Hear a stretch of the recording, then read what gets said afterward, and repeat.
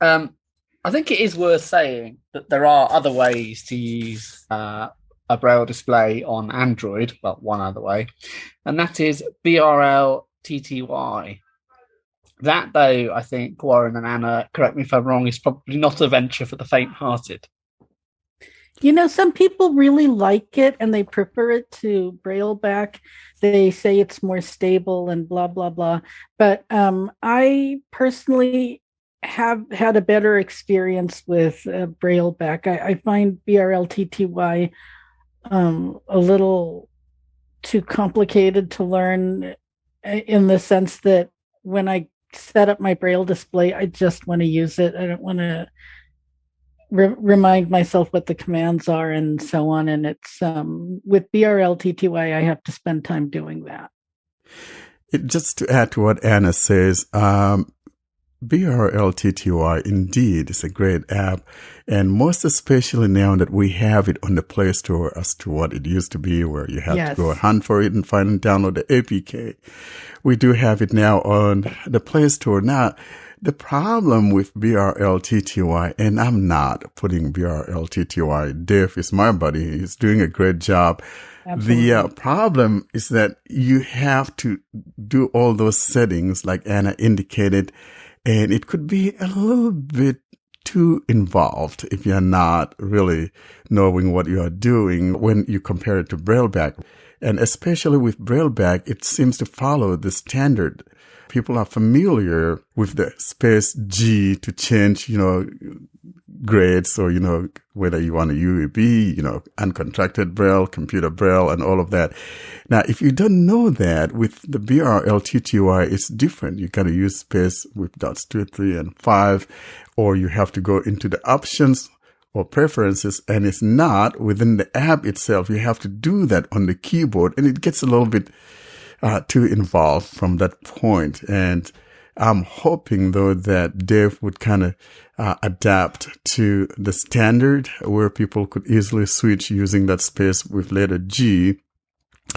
And also, it would be nice to have those settings within the app itself, because that's the first place that when one is working with an app, it would go to is to go into the settings within the app there and fine tune that app to how you want it to work from right within that app itself as to going elsewhere. So those are some of the weaknesses that I see in BRLTTY.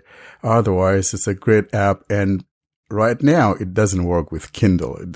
Text on Kindle just does not show up there on BRLTTY. And I know Dave was going to work on it, but so far, that hasn't happened yet.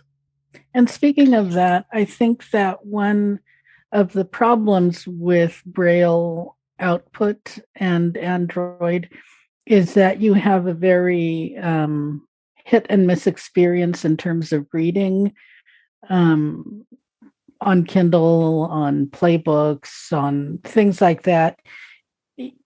Some things work well and some things don't. And sometimes you have to use the screen to turn the page or things like that. So that's still hit and miss. I was playing around with the Bard app, which is supporting Braille, and it's coming along as well. But again, it's sort of a bumpy experience on Android, though we do have Braille, and I know that's a work in progress. I find the same with my Braille display. I can change, I think, the next page on a Kindle. I can't, though, change a previous page. So to flip back, I can't do. Talking about the Bard, that's another thing that just came along now, supporting Braille. Now, I think that Bard only does stuff that are coming direct from Bard. You can't say, here, I have some ebook elsewhere that I'm going to import into Bard. Right, and is for those it of you possible to import something other than from within Bard to use with Bard? I don't think you can import anything else. And for those of you in other countries, Bard is the talking book library for the blind here in the United States. It's the downloadable website for that. This has been the sticky point of Brailleback, most especially when one cannot go to the next page and things like that. That's been the Achilles heel here when it comes to Android and Braille, and hence the reason why sometimes if someone is deafblind, we kind of say, hey, if you're already on the Fruitvale side of things, that's iOS, you might as well want to stay there if you rely heavily on Braille, because it's important that you are able to flip pages without touching the screen. So if that does not bother you, then you can jump on Android and use Brailleback. It works well. It's better than what it used to be. Another weak area in Braille for Android is when you're going to, if you use a pin to unlock your screen, you cannot use Braille for that. So in other words, if you set your hardware keyboard, Braille hardware keyboard to your preferred input method, and you switch off the phone and turn it back on, it gets to the pin, the screen where you need to put in your pin, you are not going to be able to use your Braille. You have to use the on-screen keyboard, because at that point, your Brailleback or Braille hardware is not going to show up there. Wow. Does that apply to all hardware keyboards, or is that, to all hardware keyboards? Or does that just apply to when Brailleback is running? I think based on web listserv traffic, people do it, but I'm not positive. Yeah, well, I'm wondering whether that's a Brailleback limitation or an Android limitation. I'm going to check that and see if it actually works, because I think it probably would. Why do you have to have this annoying input thing? Because when I use a Bluetooth keyboard, it just works. Mm-hmm. And it says Samsung keyboard hidden, because at the moment I'm just using the Samsung keyboard. But if I connected a Braille thing, I get this annoying dialogue. I was like, there's just no need for this. I don't have it on my fruitful iPhone. Sorry. It just annoys me a lot every single time. I don't want to select my input as one or the other. I just want the Braille to work, and then when the Braille's not there, the keyboard to work. I don't need all this faffing about. Why do they do that? Does anyone know? Well, that's just because Android is, super. It is so customizable that it can be annoying sometimes. But yes, before you actually enter text, for those of you who have not done it, on a Braille display, you'll get a pop-up that says you need to change your input method to hardware Braille keyboard. And yes, you get it every time. And then when you disconnect your hardware display, and you want to use your on-screen keyboard or something else, that'll come up again. But the same thing happens when you use your QWERTY. So, No, it doesn't. It doesn't. Well, I it does ask you every day. Yeah, you're right. But it'll ask you to configure it, Mine does anyway. Yeah, it still shows up there in the notification area that, hey, you need to configure. It doesn't ask me to, I don't have to do anything. Will it do that if you set the Braille keyboard as default?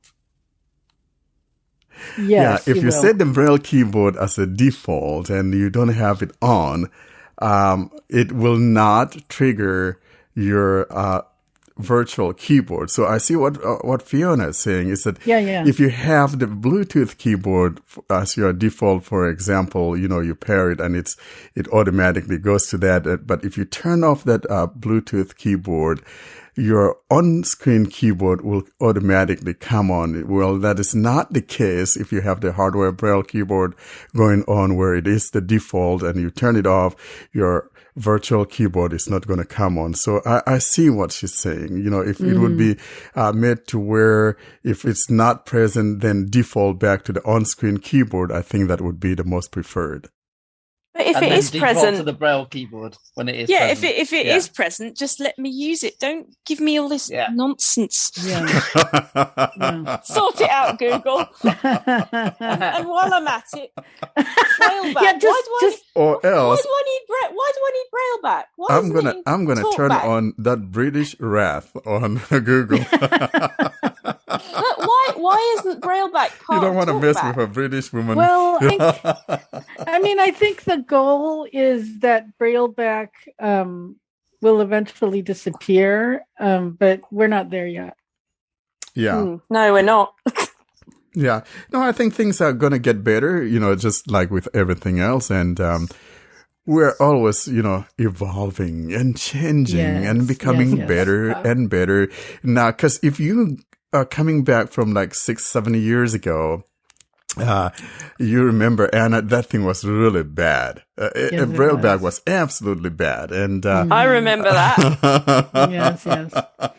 But within the last couple or so years, we've seen a little bit better improvement in Brailleback, of course. So I'm absolutely sure that things are just going to get better. So we just have to be patient. If we've waited this long, we should still be able to wait for a little bit longer, right? At least they're not playing us annoying hold music while we wait. Well, and I think a good sign that things are improving is the on-screen Braille keyboard. That just sort of came up out of nowhere. And to me, it's a sign that Brailleback has not been neglected. Yeah. So we'll be good. We'll be good. Things will get better.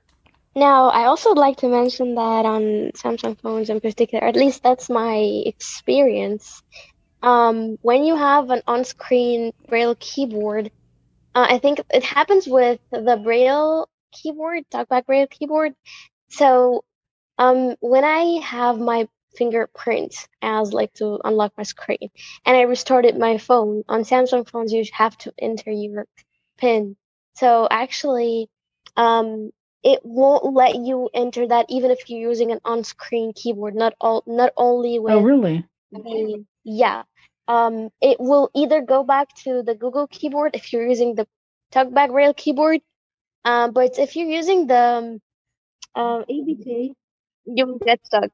Sometimes actually it doesn't know where to go, so sometimes it goes to the Samsung keyboard, sometimes it doesn't, which is I think is a problem. So. Yeah. I just want to manage everybody's expectations. I've just checked this while Marion's talking. Warren said that Dave Milkett is doing a great job. I think we can set the bar lower. At least Dave Milkett is doing a job.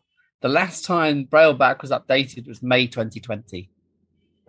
We ain't moving very quickly, that's fairly recently, that's not too long ago. That's a year ago. It's 18 months ago. Come on, guys. Give the guys a break. Yeah, but they've all been in lockdown.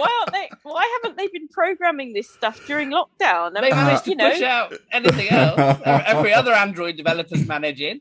If that wasn't a Google app, Google would be writing to the developer going, come on, update your app or we're pulling it. Little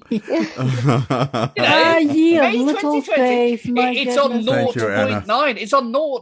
something. Folks, it's not even on version 1. Wow. Wow. Wowingtons. Yeah, exactly. Yeah, Dave is at least updating Brltty or Brltty or however you pronounce it. But you can tell it's on 0. something. I know you can. Some of the things that don't work properly. Well, exactly. The other thing as well, and I mean, that's what that means. It means that it's technically not a stable release when it's before. And how long has it not been a stable release, Anna? How long has it not been lots of years. Lots of years, but things are happening. Trust me. They're not. Trust me. It's 18 months away. Would I lie to you? Would I lie to you? That's a TV show. And a song. Here's the problem, though. Things are slow, of course, not at the pace that we would like them to be. But I believe that these things are just going to get better because, again, like I said earlier, look back to where we came from. Come on, guys.